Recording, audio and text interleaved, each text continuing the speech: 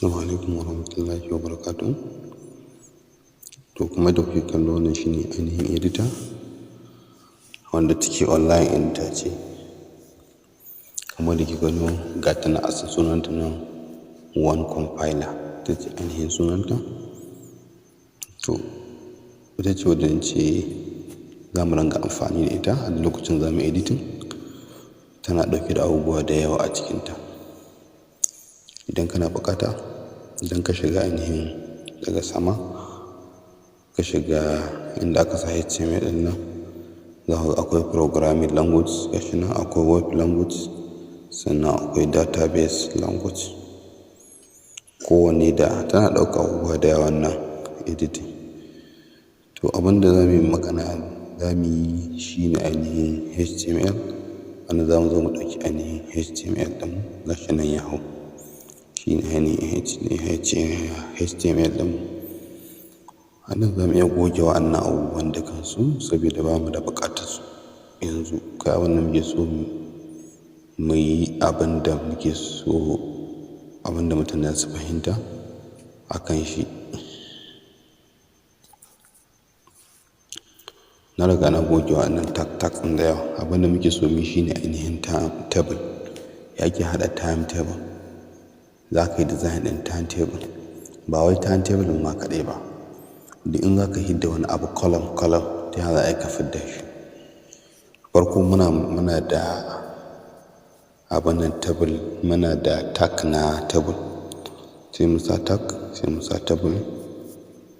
Masala, kun ga gashi ne ya buɗe mana, sai mu ba da space gashi nan. Kun ga akwai table, akwai open tag na table, akwai closing tag na table. An kuma kalle su, bambancin su shine ainihin closing tag na table shine slash, shine bambancin su da open tag kawai. To anan gurin akwai tag ɗin da za mu yi amfani da shi shine ainihin tag na tr. Tag na tr wani shi ke nuna mana ainihin line da za mu rubuta na HTML. To a nan gurin kafin mu yi akwai rubutun da ya kamata ce mu yi mashi saboda muna da buƙatar girman shi ko muna buƙatar wani abu na shi ko haɗin shi ko makamancin haka. To a nan gurin ainihin table ɗin shi kanshi muna so mu yi mai border. A nan za mu buɗe shi, za mu rihe shi, za mu yi mashi class a ciki. Sai mu ce mai class equal to, sai kuma da wani irin class ne, sai mu sami auto, misali auto class ne. Sai border, wato border ainihin sai abin ɗin da zai cover ɗin shi, style ɗin zai cover ɗin shi, wata border shi ne ake cewa border. Bari na rubuta zan nuna muku me border ne, za ku gan shi a taƙaice ko mene border. Gashi nan sai mu sa border mu, border equal to, border mu ya za ta kasance, wata number za ta kasance, number 1 ne ko number 2 ko number 3. To anan za mu sa misali, bari mu sa number 4, border mu 4%. Sai mu rubuta mai percentage a nan gurin. Da muka rubuta mai percentage sai mai closing tag ɗin. Da daga shi ya ƙara rubuta mana, sai mu goge shi wannan saboda mun riga muna da closing tag. Automatically na rubuta mana closing tag. Za mu dawo da tr ɗin. Tr ɗin ma muna barin shi ba sai mun yi sa mai, muna mai white wato haɗin shi ko height ɗin shi yadda zai buɗe da kuma yadda zai tsawo. Duk muna sawa mu sa height ko mu sa white. Amma let us leave it like this. So mu bashi a haka tr ɗin. To wannan tr ɗin shine yana open tag ko kuma closing tag ɗin shi. Shine ainihin line da zai ja mana. To idan muka diba sai mu ga ainihin table ɗin shi kuma ya ɗauke da ainihin td. Akwai ta abin nan close tag na td. Sai mu rubuta td, kun ga ya bani mu akwai closing tag, shi ma open tag, akwai closing tag. To anan td din shine ainihin abin da zai rubuta mana. ainihin abin da zai rubuta mana a cikin table ɗin, ainihin column ɗin table ɗin.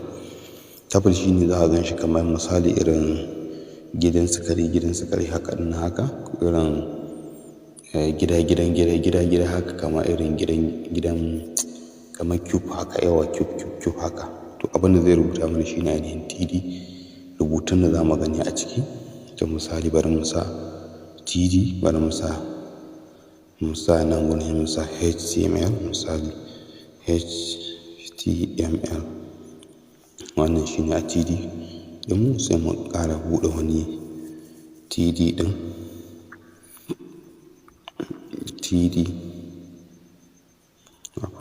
TD gashi nan. Sai mu sa misali CSS,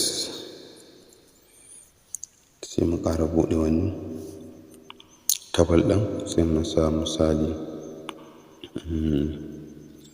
ya kamata ce mun sa mana isa a JAVASCRIPT TD. Kada ku manta TD ɗin nan shine ainihin shine ainihin cube, rubutun da zai hito mana a cikin cube ɗin nan na cikin table ɗin, shine ainihin TD ɗin. sai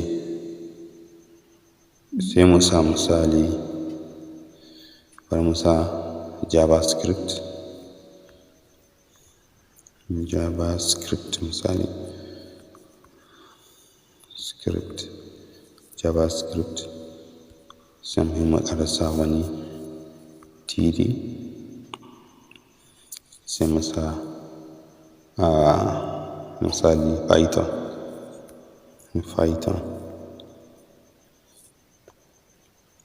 Mun sa Python. To bai mu run ɗin shi haka, ku ga yadda zai kasance. Da muka run ɗin shi haka, kun ga yadda ya kasance. To wannan line da kuka gani nan na can sama, na inda wannan abin kiɗan tahiya, to shine ainihin border mu. Da zan cire shi kawai zai hita ne, to amma shine ainihin border mu. To kun ga a cikin cube ɗin nan gashi nan, za ku ga akwai HTML, akwai mene, to kun ga shi ja layi a haka. To wannan misali in kana son kai rubutu a ƙasa, to a ƙasan HTML me za ka rubuta, a ƙasan CSS me za ka rubuta, a ƙasan JavaScript me za ka rubuta, a ƙasan Python me za ka rubuta. Misali muna son mu rubuta irin kusa-kusan irin HTML yana ɗauke da menene, HTML akwai kaza a cikin shi. To kun ga a bana ɗinmu ainihin cube ɗinmu zai ɗauki na ƙasan wanda yake ƙasa da HTML, zai ɗauki ainihin abubuwan da ke cikin HTML. CSS ma abin da ke ciki za mu ɗauki shi, abin da ake koya cikin CSS za mu yi shi daga ƙasa. To idan muka tashi nan gurin, muka tashi next a table, to a nan gurin za mu zo nan gurin, sai mu saki nan, sai mu sa, za mu akwai ga TR ɗin, sai mu buɗe wani TR ɗin za mu buɗe a nan gurin, sai mu ce TR misali, TR. Okay, sai mu jaban nan tag ɗin TR za mu sa, sai mu ƙara shift.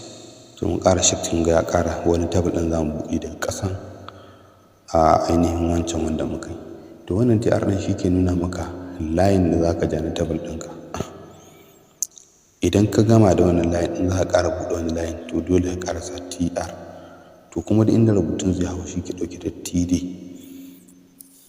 To bari mu sa nan TD misali,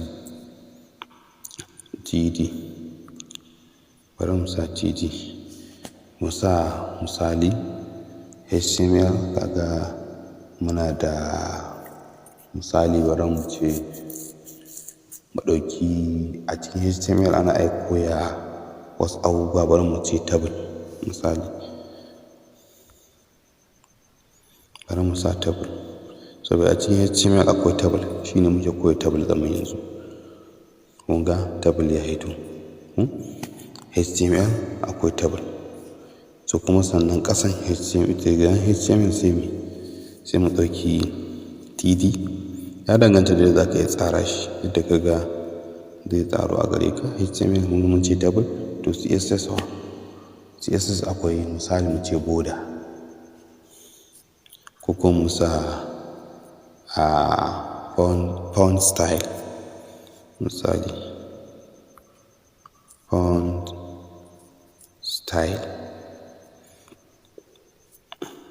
style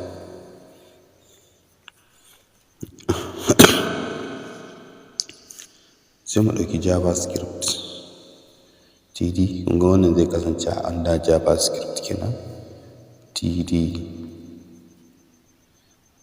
TD to sai mu ce JAVASCRIPT kamar me za a iya koya a cikin ainihin JAVASCRIPT. sai mu ce function, misali let us take function. to bari mu je muka koma ainihin TD mu ƙara buɗe wani table ɗin. wani table ɗin zan mu gani a Python. so bari mu gani za mu yi a Python. za mu iya koya irin simple operation, misali simple operation da su haka ne, simple operation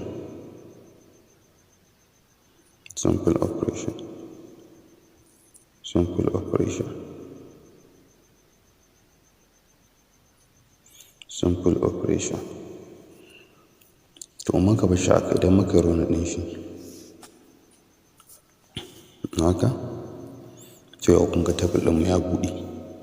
kun ga under HTML mun sa table, under CSS mun sa misali style, under function, under JAVASCRIPT mun sa function, under Python mun sa simple operation. to haka za ka iya biyo su a haka.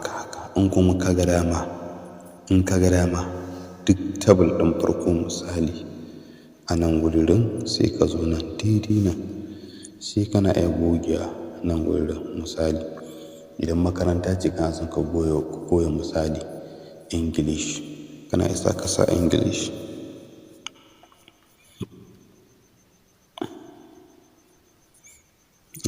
kuma dai da kake rubutu ta da zai ringa buɗewa kenan. English, kunga a English sai mu sa misali nan gurin muna iya zama mu sa maths.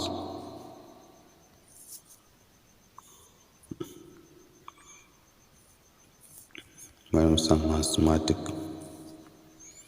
mathematics. to idan muka rana ɗin shi a haka a yadda ya kama mana haka ɗin,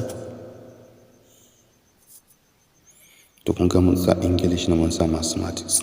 to daga gaban nan wajen English mathematics ko kuma muna sa subject ko kuma mu sa subject mu sa menene duk dai da kaga za ka tsara timetable ɗinka. muhimmi dai in nuna muku da ake tsara timetable ɗin. to wannan su ne ainihin tag da ake amfani da su. za ka iya ta maimaita su yadda ya danganta da za ka iya tsara su. a wanda masu kana isa daga gaba, misali in time ne ka sa time ya ka sa kaza, ko kuma daga sama an ka sa kaza ya ka sa time ka sa me, ya danganta da yadda za ka tsara timetable ɗinka. to haka shine ake tsara timetable.